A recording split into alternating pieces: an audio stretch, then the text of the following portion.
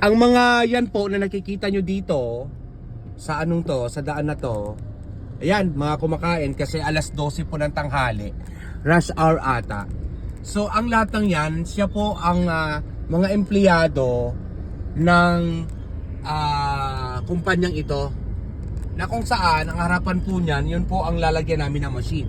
Yan po, nagsisilabasan sila ngayon, yan po ang kanilang gate. Tapos ang pangalan po ng kumpanyang ito, yung malaking kumpanyang yan, ay Peter Paul Philippines Corporation. Peter Paul Coconut Water Corporation. Nasa mahigit 3,000 po ang ano dyan, ang mga empleyado. Na kung saan, yan po ang kanyang gate. Ito ang main gate. Iyon ang bandila ng Pilipinas. Ayun, nagwawagay-way. Tapos dito po sa harapan na to, ayan, kita ko lang. Ayan, si Kuya Edgar. Kuya Ed! Ayan, yan po ang may-ari ng anong yan. Yan pong building na yan. Binibidyoan ko! Saan ako mag-ano?